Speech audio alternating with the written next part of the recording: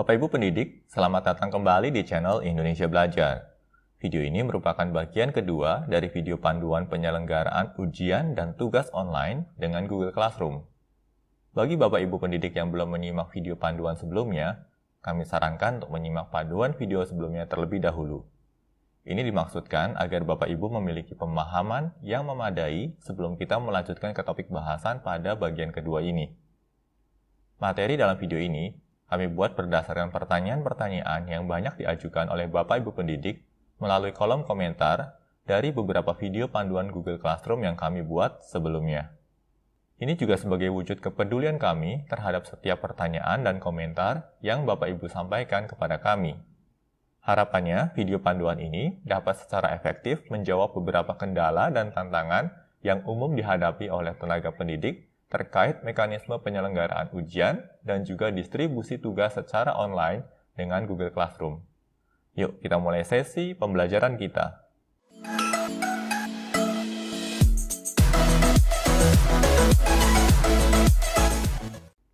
Oh ya Bapak Ibu pendidik, kalau memang Bapak Ibu mendapatkan manfaat dari video ini, Bapak Ibu bisa membagikan video ini ke rekan-rekan pendidik yang lain. Dalam situasi yang sedang kita hadapi seperti sekarang ini, tentunya ada banyak tenaga pendidik yang butuh dibantu untuk dapat menyelenggarakan pembelajaran jarak jauh berbasis pembelajaran digital. Bapak Ibu juga bisa turut membantu keberlangsungan channel YouTube Indonesia Belajar ini dengan memberikan like pada video-video yang kami buat, dan juga kalau memang berkenan, Bapak Ibu bisa subscribe ke channel ini. Bapak Ibu juga dapat turut berkontribusi balik dengan ikut membantu menjawab dan menanggapi pertanyaan-pertanyaan yang diajukan oleh rekan-rekan tenaga pendidik lain pada kolom komentar video. Kami akan sangat mengapresiasi setiap kontribusi yang Bapak Ibu berikan. Sebagai sesama tenaga pendidik, kita memang mesti saling bantu demi kemajuan kualitas pendidikan di Indonesia. Sebelum masuk ke topik bahasan, kita akan terlebih dahulu memberikan overview seputar materi apa saja yang telah kita pelajari pada video panduan bagian pertama dan materi apa saja yang akan kita bahas dalam video bagian kedua ini. Nah, di sini poin-poin yang sudah diberi penanda checklist merupakan poin-poin yang sudah pernah kita bahas pada video bagian pertama. Nah, pada video bagian kedua ini kita akan fokuskan bahasan kita pada mekanisme untuk membuat soal esai, lalu juga mekanisme untuk menyelenggarakan tugas secara online, dan juga bagaimana penilaian hasil ujiannya. Ya, dalam hal ini penilaian secara manual. Nah, ini juga ada beberapa poin yang sudah kita cover pada video bagian pertama, dan video pada bagian kedua ini kita akan memfokuskan pada rekapitulasi hasil dan nilai ujian serta tugas, ya, dan juga antisipasi tindak kecurangan dalam ujian, serta bagaimana menangani keterlambatan pengumpulan tugas atau ujian dengan Google Classroom. Nah, lebih kurang seperti ini Bapak Ibu yang akan kita lalui dalam video panduan kedua ini, ya. Dan berikutnya kita akan coba mulai saja sesi pelatihan kita di sini, ya. Oke, di sini kembali mengingatkan ya, saya selalu akan membuka dua buah web browser, ya, Firefox atau yang berada di sebelah kiri.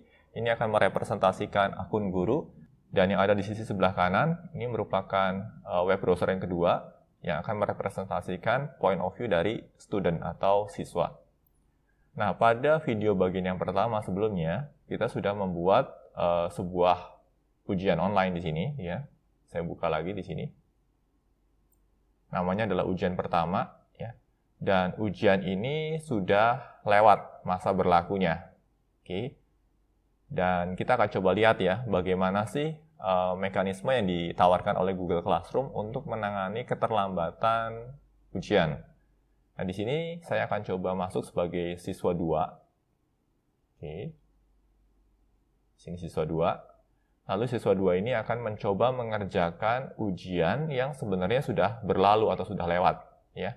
Nah, sebenarnya dari sisi siswa sudah kelihatan Bapak Ibu, ya, di sini ada tulisan missing, ya, artinya siswa tersebut sudah melewatkan batas waktu pengumpulan ujian atau tugas. Tetapi ya, di Google Classroom, walaupun due date-nya atau batas akhir pengumpulan tugasnya sudah lewat, seorang siswa tetap dapat mengerjakan soal ujian. Ya, alasannya kenapa nanti akan saya jelaskan di belakang. Nah, kita coba lihat ya bagaimana siswa ini dapat tetap mengerjakan soal ujiannya. Oke. Nah, misalkan di sini siswa akan mengisikan nama lengkap terlebih dahulu, ya. Misalkan saja nama lengkapnya adalah Ahmad Bukhori, ya, atau Bukhori. Oke. Lalu next di sini. Dan siswa kedua pun mulai menjawab soal-soal ujian yang disediakan. Oke, di sini misalkan hukum gravitasi, ya. Manakah dari tokoh berikut ini yang merupakan seorang fisikawan? Misalkan Einstein dan Newton. Ya, dia menjawab demikian. Rumus berikut merupakan rumus untuk menghitung apa? Ya, misalkan modus. Lalu ke halaman berikutnya. Ya. Nah, ini adalah soal yang terkait dengan multimedia. Ya, artinya siswa bisa menonton video terlebih dahulu, lalu ada pertanyaan terkait dengan video tersebut. Video tersebut dibuat oleh channel apa? Ya. Misalkan saja jawabannya adalah Indonesia Belajar. Oke. Kalau sudah, ya, kita akan coba kumpulkan soalnya atau kumpulkan hasilnya. Oh, di sini ada soal yang belum terjawab, ya. Dicoba untuk dijawab dulu. 4, misalkan. Lalu kita submit. Oke, kalau sudah, kita coba view score, ya, untuk melihat nilainya. Oke. Si siswa 2 ini mendapat nilai 90. Oke, di close, lalu di close lagi, ya. Nah, di sini untuk siswa yang mengumpulkan tugas atau mengumpulkan ujian yang sudah melewati batas waktu, ya, siswa juga akan mendapatkan keterangan turn in late, ya. Artinya dia mengumpulkan, masih diterima oleh sistem, tetapi dia mengumpulkan dalam jangka waktu yang terlambat atau di luar jangka waktu yang sudah ditetapkan. Nah, di sini kita akan coba lihat dari sisi guru, ya. Di sini sisi guru. Oke, sudah ada 2 yang turn in. Kita bisa lihat di sini, ya. Nah, di sini juga ada keterangan, ya, done late, ya, dikerjakan tetapi terlambat. Kita coba, ya, di sini kita import grade-nya. Oke, grade-nya sudah terimport, ya. Dan sudah masuk nilainya. Nah, tetapi di sini Bapak Ibu, ya, karena siswa ini mengerjakan terlambat, ya, dan masih ada keterangan juga done late di sini, ya, berbeda dengan siswa pertama yang memang mengerjakan tepat waktu, ya, tidak ada keterangan done late-nya. Nah, di sini Bapak Ibu bisa membuat kebijakan masing-masing, ya. Misalkan Bapak Ibu bisa membuat aturan bahwa oke, tetap bisa mengerjakan soal ujiannya, tetapi nilai tidak akan saya berikan, misalkan. Ya, artinya kita bisa edit nilainya dan kita bisa ubah menjadi 0. Tetapi kembali Bapak Ibu ini tergantung dengan kebijakan Bapak Ibu masing-masing. Yang perlu Bapak Ibu ketahui di sini adalah Google Classroom ini dibuat dengan mengadopsi gaya pendidikan di Barat, ya, atau mengadopsi Western Education Style. Nah, dalam gaya atau model pendidikan di Barat, ya, setiap siswa itu tetap diberi kesempatan untuk mengumpulkan tugasnya, walaupun siswa yang bersangkutan mengumpulkan tugasnya terlambat. Dan ada konsekuensinya biasanya, ya, biasanya seorang guru akan memberikan potongan nilai untuk setiap hari keterlambatan. Ya, artinya kalau 1 hari terlambat dipotong sekian poin, 2 hari terlambat dipotong sekian poin, ya, demikian seterusnya. Tetapi itu adalah gaya atau mekanisme yang umum ditemui di dunia Barat. Nah, mengapa mekanisme tersebut diberlakukan oleh mereka? Ya, karena mereka tetap ingin memberi kesempatan pada siswa untuk mencoba mengerjakan atau memenuhi tugasnya, ya, dan juga tetap dievaluasi sehingga siswa tetap mendapatkan feedback dari hasil pekerjaannya. Oke. Nah, pola semacam ini memang kurang umum ditemui di Indonesia. Oleh karenanya, di sini Bapak Ibu bisa membuat kebijakan masing-masing, ya. Apakah Bapak Ibu mau mengadopsi pola Barat atau tetap menggunakan pola yang Bapak Ibu biasa lakukan atau biasa terapkan. Sebagai contoh di sini, ya, kita masih tetap bisa menerapkan aturan bahwa bagi siswa yang terlambat mengerjakan ujian atau terlambat mengumpulkan tugas, maka siswa tersebut tidak akan mendapatkan nilai, ya, atau diberi nilai 0. Ini pun tetap masih bisa kita terapkan dengan cara mengubah atau mengedit nilainya setelah kita melakukan grade importing. Ini terkait dengan penanganan keterlambatan pengumpulan tugas ataupun pengerjaan soal ujian. Nah, berikutnya kami akan bahas juga mekanisme untuk membuat soal ujian dengan mengadopsi beberapa soal yang pernah dibuat pada ujian sebelumnya. Oke, di sini kita pertama-tama akan buat dulu form ujian yang baru, Bapak Ibu. Kita beri nama saja di sini adalah ujian kedua.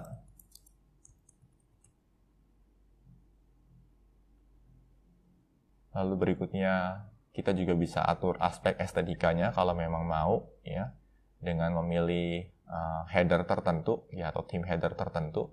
Misalkan saya pilih yang ini, yang bergambar gitar. Oke, langkah berikutnya yang harus kita perhatikan adalah kita harus setting form ini sebagai form ujian.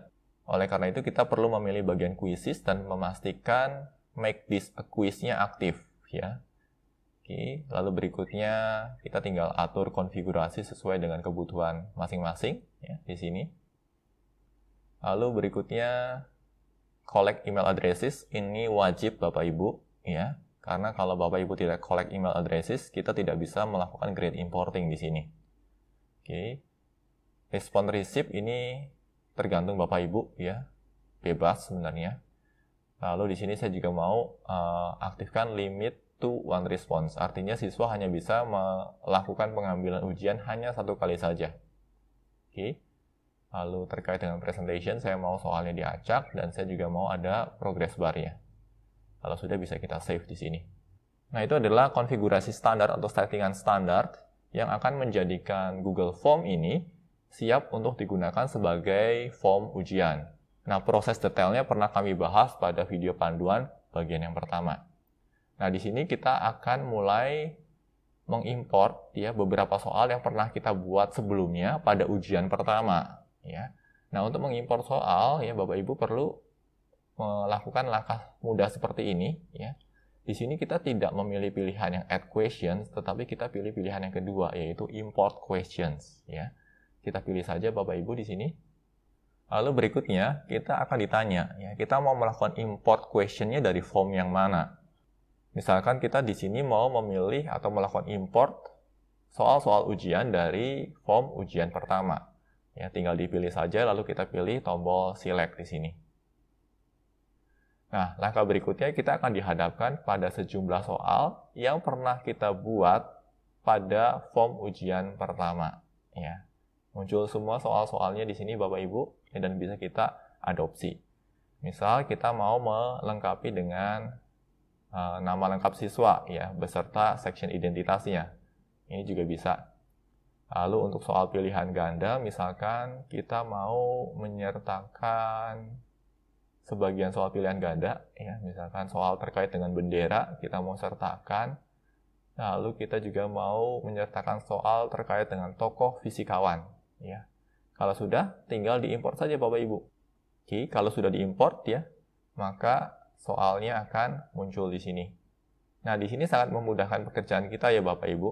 Artinya, di sini memungkinkan bagi kita untuk membuat semacam bank soal, ya, yang kemudian bank soal tersebut akan bisa kita gunakan berkali-kali atau berulang-ulang pada soal-soal atau pada form-form ujian selanjutnya. Oke. Nah, ini lebih kurang mekanismenya Bapak Ibu, ya. Dan di sini pun masih memungkinkan bagi kita untuk menambahkan soal ujian yang baru, ya. Kita tinggal tekan saja tombol add question ini, ya. Lalu kita tinggal tambahkan soalnya, ya. Misalkan di sini soal baru, ya. Lalu misalkan soalnya adalah soal short answer, ya. Seperti itu, ya. Tinggal dilengkapi saja dengan ensure key dan juga beberapa konfigurasi terkait lainnya. Nah, seperti itu Bapak Ibu, cukup mudah ya sebenarnya cara untuk mengimport beberapa pertanyaan dari form ujian yang sudah pernah kita buat sebelumnya. Oke. Kalau sudah, ya, ujian tersebut bisa kita publikasikan ke siswa di sini dengan cara kita coba create assignment, ya. Lalu kita beri nama saja ujian kedua, ya, assignment-nya. Oke. Lalu kita tinggal sertakan saja form ujian kedua yang baru saja kita buat tadi, ya, ini lalu kita add. Nah, seperti itu. Oke. Pada bagian sebelumnya, ya, atau pada video bagian pertama, ada bagian yang kami sebenarnya terlewat, ya. Pada video pertama, ya, kami hanya men-set yang namanya due date, ya, atau batas akhir pengumpulan ujian atau pengumpulan tugas, ya. Di mana kita bisa set waktu pengumpulan dan juga jam, ya, tanggal dan juga jam pengumpulan. Oke. Tetapi sebenarnya kita juga bisa atur kapan tugas ini akan muncul di layar siswa, ya. Caranya adalah, ya, jangan langsung tekan assign, ya, tetapi kita akan pilih drop down menunya, lalu kita pilih schedule. Nah, schedule ini bisa kita gunakan untuk menjadwalkan kapan ujian ini akan mulai dibuka ke siswa kita, ya. Di sini juga sama mekanismenya Bapak Ibu, kita set dulu, ya, tanggalnya tanggal berapa, ya. Misalkan saya mau set sebagai tanggal 8 di sini, dan kita mau aktifkan ujian ini mulai dari pukul berapa, ya. Misalkan saya mau aktifkan pada pukul 10 pagi, ya, maka 10 AM di sini. Oke. Kalau sudah, kita tinggal tekan saja tombol schedule-nya. Ya, seperti ini ya Bapak Ibu. Muncul ujian kedua, lalu di sini ada keterangan schedule for tomorrow, ya, atau dijadwalkan untuk besok, ya, di sini juga ada jamnya. Oke, kalau kita mau rapikan, kita bisa geser ujian ini atau masukkan ujian ini ke section ujian. Ya, bisa dengan cara mendrag, ya, atau diklik lalu ditarik ke sini, atau cara lainnya adalah kita bisa edit Bapak Ibu. Ya. Sewaktu diedit, ya, kita bisa tentukan juga topiknya. Nah, di sini kita tentukan topiknya adalah topik ujian. Oke, seperti itu. Kalau sudah, diklik ulang schedule-nya. Ya, lalu ujian kedua kita akan berada di topik atau section ujian di sini. Nah, lebih kurang seperti itu Bapak Ibu. Bisa dipahami ya, ini adalah mekanisme untuk menjadwalkan ujian kita. Nah, di sini karena ujiannya kita set untuk aktif besok, ya, maka siswa kita belum bisa melihat ujian tersebut, ya, dan belum bisa mendapatkan akses ke ujian tersebut. Ya, kalau kita lihat di sini, ya, pada bagian ujian hanya ada ujian pertama saja dan tidak ada ujian kedua, ya, karena ujian keduanya baru aktif besok. Cukup mudah ya Bapak Ibu cara mengatur penjadwalan ujian, ya. Jadi di sini kita sudah belajar bagaimana cara mengatur penjadwalan ujian dan juga mengatur kapan waktu terakhir ujian tersebut diselesaikan atau batas akhir pengumpulan ujiannya. Harapannya Bapak Ibu bisa memahami alur yang sudah disampaikan ini. Nah, terkait ujian, pertanyaan lain yang sering kali muncul adalah antisipasi tindak kecurangan dalam ujian atau mencontek. Nah, ini juga sebenarnya cukup disesalkan ya Bapak Ibu. Ketika siswa didik kita banyak yang melakukan tindak mencontek, ya, padahal itu sebenarnya cukup memalukan dan cukup merugikan baik untuk siswa dan juga reputasi pendidikan di Indonesia. Nah, hal yang bisa kita lakukan salah satunya adalah ya dengan mengacak kemunculan soal, dan ini sudah pernah kami bahas pada video bagian pertama.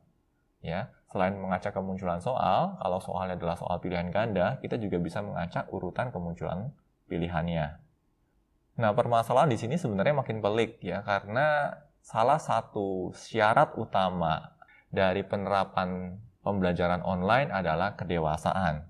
Baik kedewasaan di sisi pendidik maupun kedewasaan di sisi siswa didik, ya. Kedewasaan di sisi pendidik ya ini terkait dengan memberikan materi dengan kualitas yang baik, ya, serta alat untuk mengevaluasi proses pembelajaran. Dalam hal ini adalah soal ujian. Nah, di sini sebenarnya pendidik dituntut untuk tidak hanya menyampaikan materi dengan baik, tetapi juga bisa membuat soal ujian yang nantinya bisa benar-benar mengukur kemampuan siswa atau tingkat pemahaman siswa terhadap materi yang disampaikan tadi. Nah, ini pun perlu dikomunikasikan ke siswa Bapak Ibu, ya, agar ketika siswa Bapak Ibu mulai mengerjakan soal ujian, siswa tersebut juga punya perspektif yang sama, yaitu saya mengerjakan soal ini dalam rangka mengukur tingkat pemahaman saya terhadap materi yang sudah dipelajari. Nah, harapannya ketika pesan ini bisa disampaikan dengan baik ke siswa, ya, dan dijalankan dengan baik, maka berangsur-angsur ya siswa juga punya pemahaman yang lebih positif terhadap soal ujian dan apa yang dimaksud dengan mengerjakan soal ujian. Sehingga orientasinya tidak melulu pada nilai saja. Lebih kurang seperti itu Bapak Ibu yang mungkin bisa kita lakukan sebagai upaya untuk mereduksi tindak kecurangan dalam ujian. Nah, berikutnya kami akan coba mulai memasuki model soal ujian esai, ya. Nah, di sini kita akan coba buat soal ujian esai. Bapak Ibu. Sorry, di sini saya refresh dulu karena seharusnya sudah ada soal ujian kedua yang muncul di sini. Ya, ujian kedua, ini ujian pertama. Oke. Berikutnya kita akan coba buat soal esai ya Bapak Ibu sebagai ilustrasi bagaimana menangani penyelenggaraan ujian yang melibatkan soal esai. Kita akan beri nama di sini ujian ketiga, ya, ujian ketiga. Namanya juga ujian ketiga di sini. Lalu di sini saya akan coba pilih theme tertentu, ya. Misalkan saya pilih yang ini, lalu saya insert. Oke, saya close. Yang tidak boleh kita lewatkan adalah pengaturan soal ujiannya, ya. Bagian quizzes, make this a quiz, ya. Seperti ini. Oke. Lalu kita pilih bagian point value-nya ya, agar dimunculkan nilainya ke siswa. Lalu miss question juga nggak perlu sebenarnya. Oke. Karena ini soal ujian esai. Lalu berikutnya kita akan kasih progress bar, shuffle question. Kalau ujian esai saya rasa nggak terlalu perlu. Tapi tergantung kebutuhan ya Bapak Ibu. Kalau memang dirasa Bapak Ibu perlu untuk mengacak urutan kemunculan soal untuk soal esai, bisa juga dilakukan. Ini penting sekali Bapak Ibu, ya, dan seringkali lupa. Tetapi saya kembali ingatkan, bagian ini nggak boleh lupa. Ya. Collect email address-nya harus diaktifkan. Ya. Lalu kalau mau juga beri atau sertakan juga receipt ke siswanya. Di sini saya mau batasi pengambilan soalnya hanya boleh 1 kali saja. Kalau sudah kita save di sini, ya. Dan kita akan coba mulai membuat soal esai kita. Untuk membuat soal esai, maka langkah pertama yang harus dilakukan adalah kita mengubah dulu tipe soalnya. Untuk soal esai, bisa diantisipasi dengan menggunakan tipe soal paragraf seperti ini. Ya, jadi soalnya paragraf, lalu kita tentukan soalnya apa. Ya, misalkan di sini, jelaskan pendapat Anda terkait penyelenggaraan pembelajaran online. Oke. Karena seru ya, karena instruksi di sini. Ya. Lalu di bagian answer key-nya, ya, kita tidak bisa memberikan semacam kunci jawaban, ya, karena di sini terkait dengan soal esai. Ya. Nah, soal esai ini termasuk soal yang tidak bisa kita otomatisasi proses penilaian ya Bapak Ibu. Ya. Karena komputer belum cukup cerdas untuk memahami maksud pemikiran manusia. Oke, yang bisa kita lakukan di sini adalah kita tentukan poin nilainya. Misalkan di sini saya mau kasih poin maksimalnya adalah 50. Lalu kita done. Kalau kita mau mewajibkan siswa kita mengerjakan soal ini, maka kita centang pilihan required-nya. Oke. Kita akan coba buat 2 soal ya Bapak Ibu di sini. Oke. Lalu soal yang kedua sama soal esai juga, maka saya pilih bagian paragraf di sini. Ya. Untuk soal kedua ini, soalnya adalah bagaimana misalkan strategi belajar yang Anda terapkan selama masa belajar dari rumah. Tanda tanya. Oke. Kalau sudah, kita juga cek required-nya. Kalau kita mewajibkan siswa untuk menjawab pertanyaan ini, lalu pada bagian answer key-nya kita sertakan juga bobot soalnya. Misalkan di sini bobotnya adalah 50 juga. Oke. Lalu kita lihat di atas ya, total poinnya sudah 100 ya. Dan di sini kita hanya akan membuat 2 buah soal sebagai ilustrasi atau contoh. Oke. Kalau sudah, ya kita bisa close form kita. Selanjutnya, kita tinggal post soal ujian esai ini ke siswa kita. Ya. Di sini kita coba create assignment dulu. Oke. Kita beri nama saja ujian ketiga. Oke. Lalu instruksinya adalah kerjakan soal ujian esai ini secara mandiri, misalkan. Oke. Kalau sudah, kita tinggal tentukan saja form ujian yang akan kita gunakan. Ya, misalkan di sini ujian ketiga. Kita add di sini. Lalu berikutnya kita masukkan topiknya sebagai topik ujian. Kalau mau ada due date, ya Bapak Ibu bisa set due date-nya kapan atau batas akhir pengerjaan ujiannya kapan. Misalkan untuk kasus kita di sini saya mau set due date-nya adalah tanggal 8, ya 8 April. Oke. Kalau sudah, ya, kalau Bapak Ibu juga mau mengirimkan soal ujian ini ke kelas-kelas yang lain, ya Bapak Ibu bisa pilih bagian di sini, ya for-nya, ya. Lalu kita tentukan ya kelas mana yang mau kita sertakan soal ujian ini. Atau di sini juga ada pilihan students nih Bapak Ibu. Ya, andai kata Bapak Ibu ingin membuat soal ujian yang secara khusus ditujukan untuk siswa tertentu saja, ya Bapak Ibu bisa atur di sini. Default-nya, setiap soal ujian yang kita buat akan di-assign ke keseluruhan siswa yang berada pada kelas tertentu. Tetapi kita tetap bisa atur ya, terutama sekali untuk soal-soal ujian yang sifatnya soal ujian perbaikan. Untuk soal ujian perbaikan, itu tidak semua siswa akan menerima soal ujian tersebut. Ya, hanya siswa-siswa yang membutuhkan saja. Oleh karena itu, ya kita bisa atur pilihannya di sini. Nah, kita akan coba pilihan ini ya Bapak Ibu. Ya, misalkan saja kita mau hanya siswa 1 yang akan menerima soal ujian ketiga ini. Sedangkan siswa kedua tidak akan menerima soal ujiannya. Oke. Kalau sudah, ya pastikan juga grade importing-nya aktif di sini Bapak Ibu. Ya, dan sayang sekali sebenarnya karena fasilitas grade importing ini hanya tersedia di Google Suite for Education. Jadi kalau Bapak Ibu tidak menggunakan Google Suite for Education, Bapak Ibu tidak akan menerima atau mendapatkan fitur grade importing ini. Ya. Nah, panduan terkait bagaimana cara untuk melakukan pengajuan Google Suite for Education, kami juga sudah sertakan linknya pada deskripsi video di bawah ini. Jadi Bapak Ibu bisa akses dari sana. Oke, kalau sudah kita coba assign ya di sini. Oke, ujian ketiga sudah muncul ya. Lalu langkah berikutnya kita beralih ke view siswa. Oke. Nah, di sini kita lihat dulu siswa kedua ya. Tadi ujiannya hanya di-assign untuk siswa yang pertama ya. Kita lihat dulu di sini ya. Kita login di sini sebagai siswa 2. Kita coba lihat ya apakah di siswa 2 muncul atau tidak. Saya refresh dulu untuk memastikan. Siswa 2 hanya muncul ujian pertama. Ujian kedua belum muncul karena dijadwalkan besok munculnya. Ya. Ujian ketiga tidak muncul, ya, karena ujian ketiga tersebut hanya di-assign untuk siswa pertama. Ya. Bisa dipahami Bapak Ibu ya.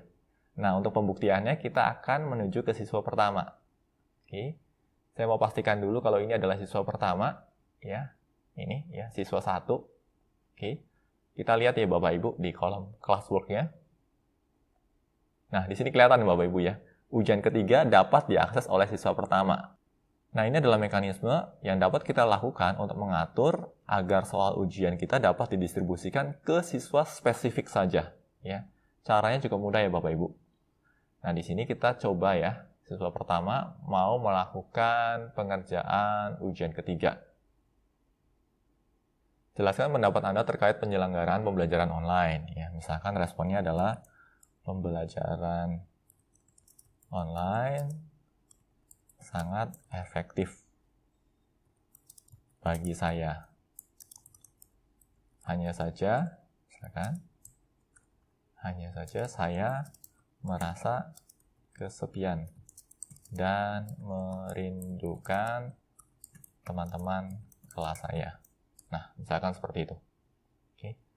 Bagaimana strategi belajar yang Anda terapkan selama masa belajar dari rumah? Saya mendisiplinkan diri untuk mereview materi belajar setidaknya 2 jam dalam sehari. Nah, misalkan seperti itu. Kalau sudah, siswa ini dapat mengumpulkan ujiannya dengan menekan tombol submit. Nah, di sini belum bisa view score ya Bapak Ibu karena memang soalnya atau nilainya belum dirilis. Oke, kita close saja di sini. Nah, berikutnya kita akan kembali ke form atau ke tampilan guru di sini ya. Di sini guru 1. Oke. Nah, kalau sudah ya guru 1 kita akan coba buka ujian ketiga ya.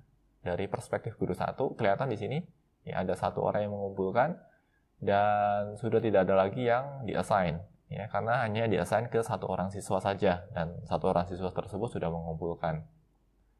Nah, sekarang kita akan coba lihat ya mekanisme untuk mengevaluasi hasil pekerjaan soal ujian esai. Ya, caranya lebih kurang seperti ini Bapak Ibu. Bapak Ibu di sini mau tidak mau harus membuka kembali formnya ya. Nah, sewaktu formnya dibuka, pastikan juga Bapak Ibu membuka form ini dalam mode editing atau mode edit. Nah, caranya bagaimana? Caranya di bagian kanan bawah di sini ya ada tombol edit this form ya. Di sini ada icon atau ada gambar pensil sebenarnya ya, dan bisa kita klik di sini ya. Begitu diklik nanti tampilannya berubah seperti ini Bapak Ibu ya, ada questions, nanti ada responses juga, dan kita melakukan evaluasinya dari menu responses ini ya. Pilih responses di sini ya, lalu berikutnya kita pilih siswanya ya, karena siswanya ada satu ya tidak ada pilihan ya, hanya satu-satunya ini ya, siswa 1. Oke. Nah, kalau sudah dipilih siswa mana yang mau kita koreksi hasil pekerjaannya, langkah berikutnya adalah kita tinggal scroll ke bawah ya, dan di sini kita sudah bisa melihat nih Bapak Ibu ya, pertanyaannya apa ya, lalu jawaban dari siswanya seperti apa ya. Misalkan di sini jelaskan pendapat Anda terkait penyelenggaraan pembelajaran online ya, dan ini jawaban dari siswanya bisa kelihatan di sini. Nah, dari jawaban tersebut ya Bapak Ibu bisa memberikan nilai di sini ya. Misalkan aduh jawabannya seperti ini ya, kalau gitu saya kasih nilai misalkan 40 ya. Oke, atau 45 ya dari 50 ya. Di sini juga kelihatan ya Bapak Ibu total nilai maksimalnya berapa. Oke. Nah, karena tadi kita melakukan editing, kita bisa save sebenarnya ya. Lalu berikutnya kalau mau diberi feedback juga bisa Bapak Ibu ya. Kita tinggal berikan feedback saja di sini ya. Luar biasa sekali. Saya tidak menyangka kalau ada siswa yang bisa menerima mekanisme pembelajaran online ini dengan sangat baik misalkan. Oke. Kalau sudah di save. Oke. Sama ya, kita bisa save juga ya karena terjadi perubahan di sini atau update. Lalu berikutnya untuk soal kedua, ya di sini juga sama, kita bisa beri nilai. Misalkan di sini saya mau kasih nilai 38 ya. Lalu saya juga mau sertakan feedback ya. Tetap semangat untuk belajar ya. Misalkan seperti itu feedbacknya. Lalu kita save di sini dan juga kita save di keseluruhan formnya. Oke, lebih kurang seperti ini Bapak Ibu ya. Nah, dengan cara seperti ini nilainya bisa diakumulasikan dan muncul di sini. Ya, berarti total nilainya adalah 83 dari nilai sempurnanya adalah 100. Oke, kalau sudah siap ya, berikutnya kita bisa kembalikan nilai ini ke siswa dengan menekan tombol release score. Oke, release score ya, lalu kita tentukan siswa mana yang mau kita rilis. Kalau sudah, kita tinggal pilih bagian send emails and release. Ya, maka hasil ujiannya akan dikembalikan ke siswa, termasuk juga ya nilai dan juga feedback yang kita berikan ke siswa tersebut. Nah, demikian Bapak Ibu lebih kurang mekanisme untuk menangani penyelenggaraan ujian dengan format esai dengan bantuan Google Classroom. Nah, bagaimana Bapak Ibu? Bisa dipahami ya langkah-langkahnya? Nah, berikutnya kita akan coba lihat dari sisi siswanya nih Bapak Ibu. Ya, karena kan kita sudah memberi nilai dan kita juga sudah memberi feedback untuk siswa. Lalu berikutnya ya dari sisi siswa ya, dalam hal ini adalah siswa 1 ya. Siswa 1 sudah mengumpulkan pekerjaannya dan sudah dinilai oleh gurunya ya. Nah, siswa ini bisa melihat hasil feedback dari gurunya dengan cara mengakses email Bapak Ibu ya. Dan email yang diakses adalah email Gmail dalam hal ini.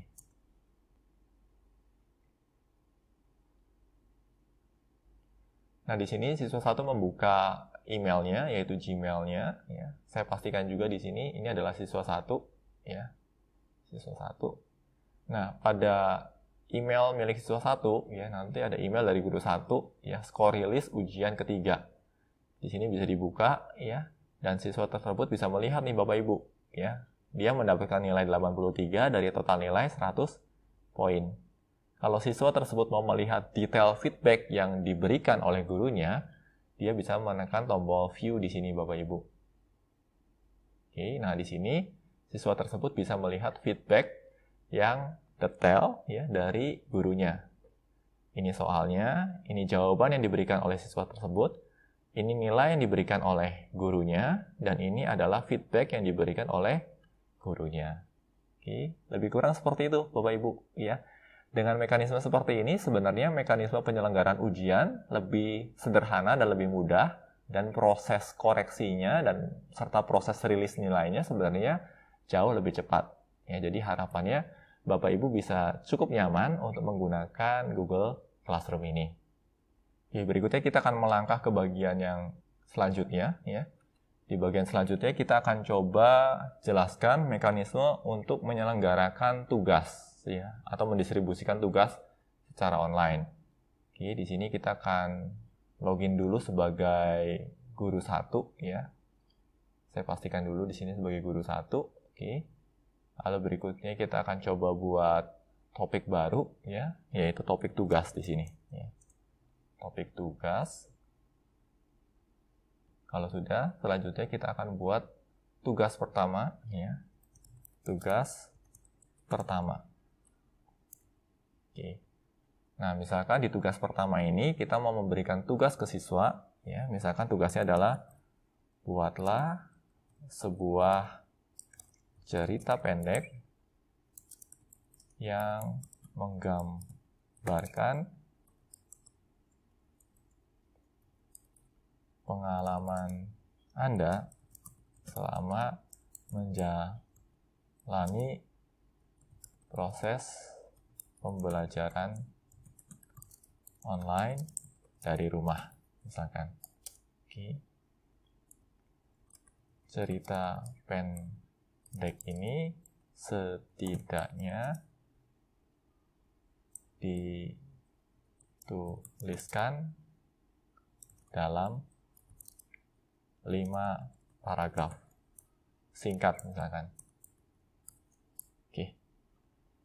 Kalau sudah, berikutnya kita tinggal masukkan saja ke topik tugas ya. Lalu kita tinggal tentukan due date-nya. Misalkan saja due date-nya adalah sampai dengan akhir pekan ini. Oke, kalau sudah kita bisa tekan tombol assign di sini. Oke, nah ini adalah tugas yang kita distribusikan ke siswa kita. Nah, langkah berikutnya adalah bagaimana siswa ini mengerjakan tugas dari guru tersebut. Nah, caranya seperti ini Bapak Ibu. Ya. Pertama-tama siswanya harus masuk dulu ke Google Classroom. Di sini saya pastikan sebagai siswa 1 ya untuk konteks ini. Lalu menuju ke bagian classwork ya. Dan siswa sudah bisa melihat tugas pertama dari gurunya. Bisa dibuka dan dibaca, ya ini adalah tugasnya. Langkah berikutnya adalah dia bisa menekan tombol view assignment di sini Bapak Ibu. Nah, ini adalah tampilan dari menu assignment-nya. Ya, di sini siswa bisa membaca dengan lebih detail lagi instruksi dari gurunya. Kalaupun guru tersebut menyertakan file, ya siswa tersebut juga bisa akses filenya di sini. Nah, kalau andai kata siswa yang bersangkutan mengalami kebingungan terkait dengan instruksi tugas yang diberikan oleh gurunya, siswa tersebut bisa mengajukan pertanyaan dengan mengisikan kolom komentar di sini. Ya, misalkan saja, apakah Bapak bisa menjelaskan apa yang dimaksud dengan paragraf, misalkan seperti itu. Oke, kalau sudah bisa di-post juga komentarnya. Oke.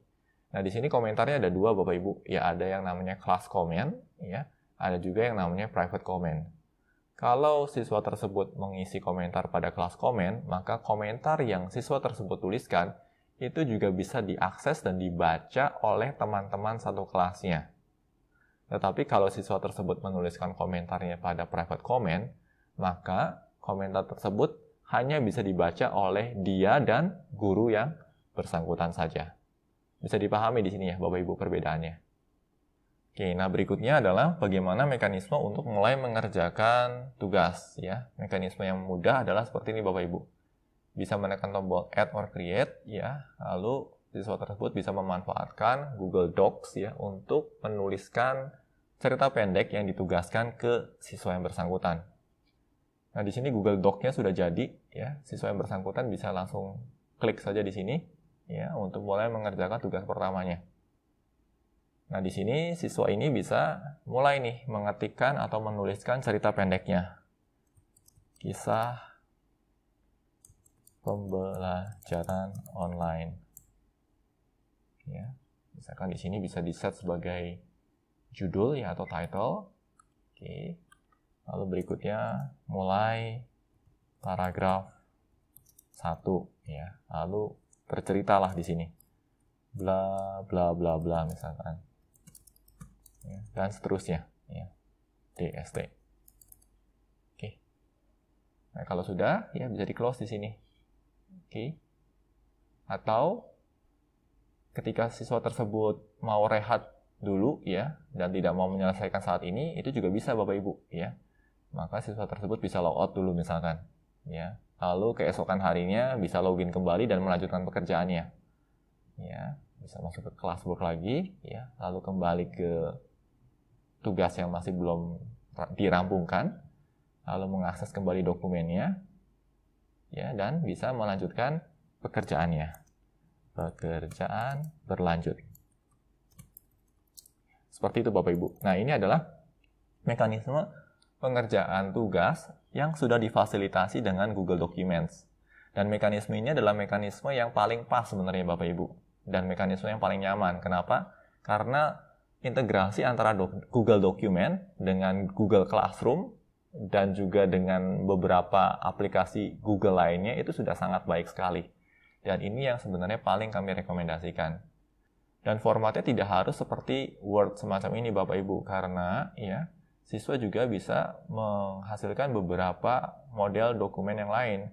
Bisa juga berupa slide presentasi, bisa juga berupa spreadsheet, ya, dan juga bisa berupa gambar atau drawings. Ya. Dan ini yang sangat-sangat kami rekomendasikan untuk digunakan. Nah, alternatif lain adalah kalau memang Bapak Ibu menginginkan siswa mengupload file hasil pekerjaannya yang berada dalam format yang berbeda dengan Google Docs, bisa juga Bapak Ibu. Ya, caranya tinggal klik add di sini ya. Lalu pilih file. Ya, klik ini ya. Lalu tinggal diarahkan nih, filenya ada di posisi mana ya atau file mana yang mau diupload. Oke. Selanjutnya tinggal diupload saja. Lebih kurang seperti itu Bapak Ibu ya. Jadi ada dua mekanisme. Mekanisme yang pertama adalah mekanisme yang kami rekomendasikan, yaitu dengan memanfaatkan fasilitas Office yang disediakan oleh Google. Lalu alternatif yang kedua adalah dengan menggunakan mekanisme upload file. Nah, di sini bebas ya Bapak Ibu. Bapak Ibu merasa lebih nyaman untuk menggunakan yang mana. Oke. Nah, kalau sudah, siswa ini bisa mengumpulkan tugasnya dengan cara menekan tombol turn in. Ya, begitu siswa menekan tombol turn in ya dan disetujui untuk turn in, ya, saya mau berniat mengumpulkan tugas ini, maka ya, tugas tersebut sudah dikumpulkan ke gurunya. Dan sewaktu tugas tersebut sudah dikumpulkan ke gurunya, siswa tersebut sudah tidak bisa lagi mengubah hasil pekerjaannya di sini Bapak Ibu. Nah, ini kelebihan kalau menggunakan Google Document ya. Sudah tidak bisa melakukan editing lagi. Oke. Kecuali siswa tersebut merequest edit access. Ya. Dan ini sangat-sangat membantu sekali kalau menurut kami. Oke, kalau sudah, ya berikutnya kita coba lihat dari perspektif gurunya ya. Siswa sudah selesai mengumpulkan tugasnya, lalu guru akan mencoba mengevaluasi tugas yang dikumpulkan oleh siswa tersebut. Nah, di sini kita lihat ya, ada satu yang turn in, ada satu yang belum mengumpulkan. Dan guru juga bisa melihat kelas komen di sini, atau komentar yang diberikan oleh siswa satu. Kalau mau diresponi juga bisa Bapak Ibu di sini. Misalkan di sini mau diberi respon ya, misalkan responnya adalah silakan pelajari buku ajar bab 2.1. Lalu bisa di-post. Oke, seperti itu. Itu kalau kita mau memberikan komentar tanggapan dari komentar yang sudah diajukan oleh siswa. Nah, langkah berikutnya adalah kita coba untuk mengevaluasi hasil pekerjaan siswa. ya. Nah, di sini karena baru siswa 1 yang mengumpulkan, ya, maka kita baru bisa mengevaluasi siswa pertama. Untuk mengevaluasi hasil pekerjaan siswa yang berupa tugas, caranya cukup mudah Bapak Ibu. Di sini kita tinggal klik saja file dokumennya. Lalu kita akan diarahkan pada dokumen yang sudah dikerjakan oleh siswa yang bersangkutan. Nah, ini lebih kurang tampilannya. Oke, di sini pilih saja I understand. Oke. Nah, ini hasil pekerjaan siswa kita, ya. Bapak Ibu bisa memberikan nilainya di sini, ya. Misalkan mau diberi nilai 75, bisa. Nah, di sini kita juga bisa memberikan komentar terhadap hasil pekerjaan siswa. Ya, caranya cukup mudah Bapak Ibu. Misalkan kita mau memberikan komentar terhadap judulnya, ya, kita bisa blok saja judulnya, lalu kita bisa pilih klik kanan di sini Bapak Ibu, ya, lalu ada comments, ya. Dan kita bisa berikan komentar kita terhadap judul tadi. Misalkan judulnya kurang deskriptif. Lalu kita tekan tombol komennya, ya. Nanti di sini, ya, siswa yang menerima hasil pekerjaan atau hasil evaluasi akan bisa melihat komentar kita. Lalu berikutnya di sini misalkan kita mau melakukan koreksi terhadap ini, ya. Caranya mudah Bapak Ibu. Karena di sini kita sudah berada dalam mode suggestion mode, ya.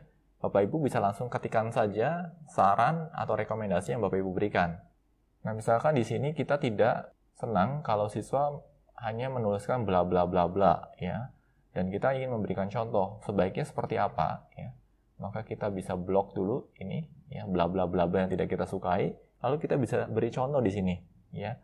Semisal, ya, suatu hari di kala senja mulai memanggil misalkan, ya. Lalu teruskan dengan komentar selanjutnya, ya.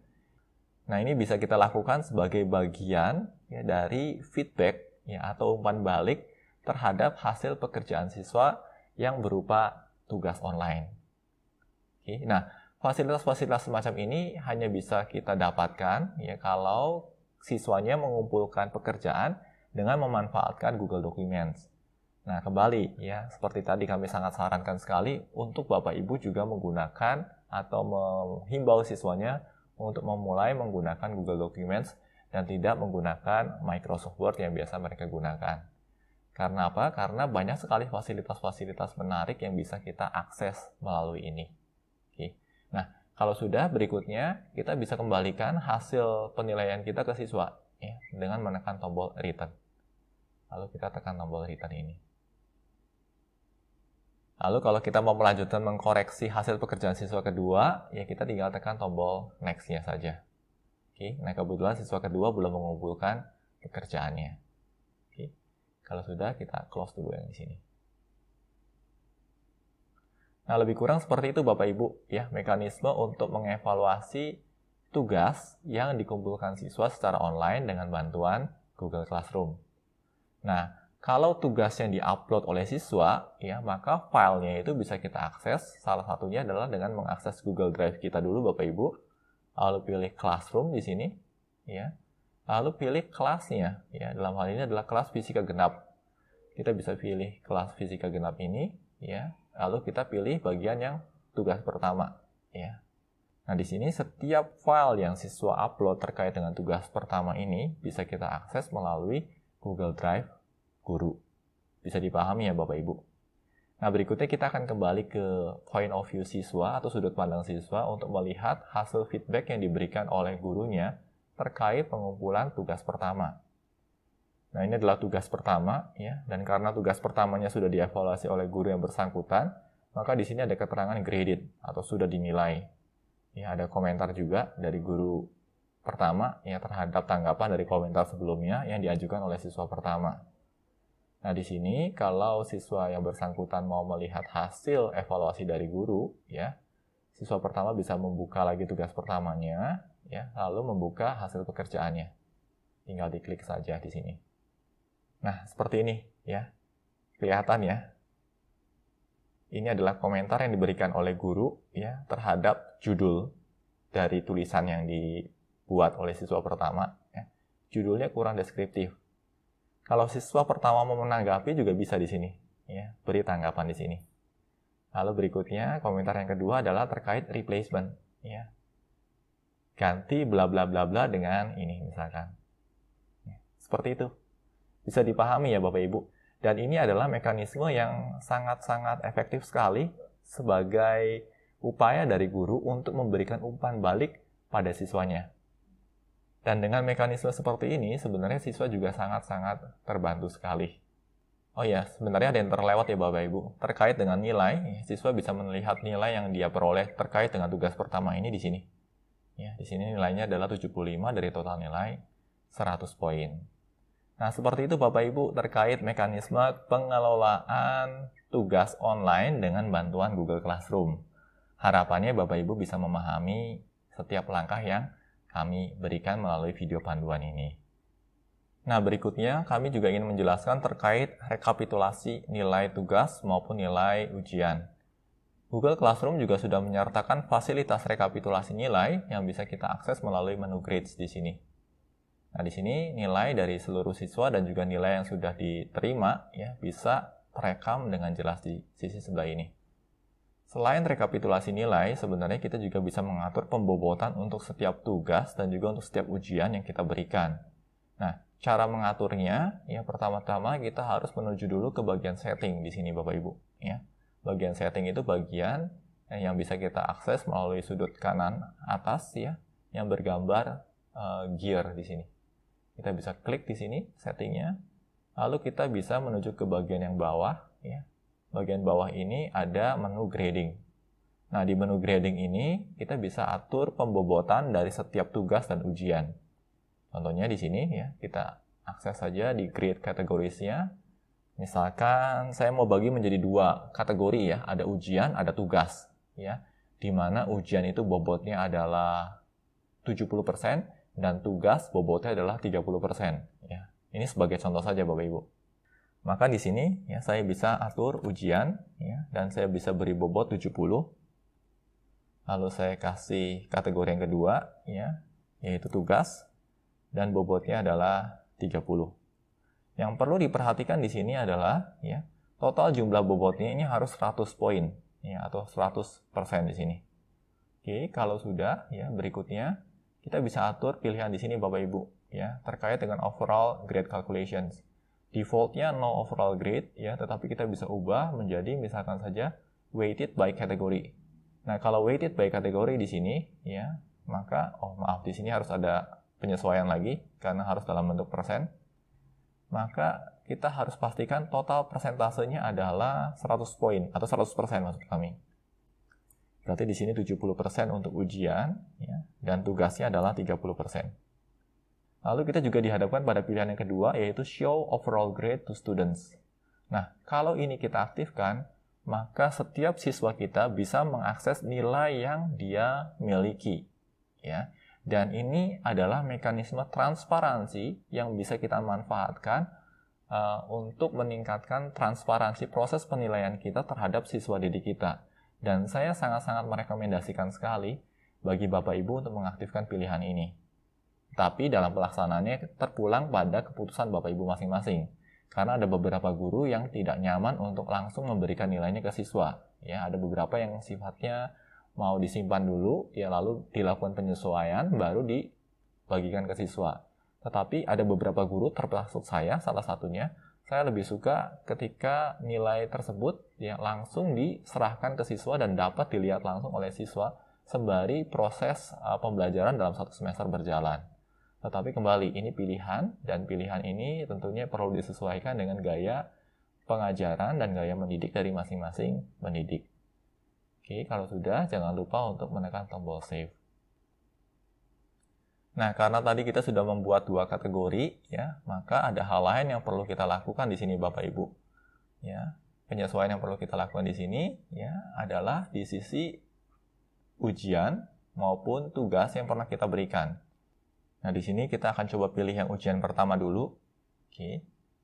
Selanjutnya, di ujian pertama ini kita akan pilih menu edit, ya. Edit. Nah, pada menu edit di sini sebenarnya selain topik, ya, di sini juga ada pilihan yang namanya grade category.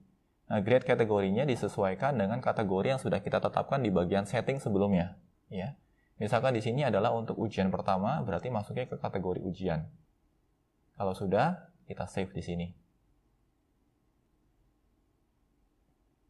Di sini kita akan sertakan ujian ketiga. Ya. Misalkan saja untuk ujian ketiga di sini masuk juga dalam kategori ujian. Lalu kita save juga.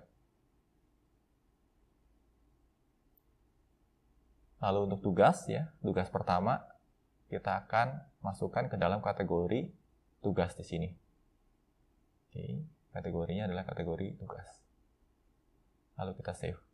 Nah, kategori atau grade kategori ini itu berkaitan dengan setting yang sebelumnya kita lakukan, ya, di mana dalam setting tersebut pembobotannya adalah 70 untuk ujian dan 30 untuk tugas.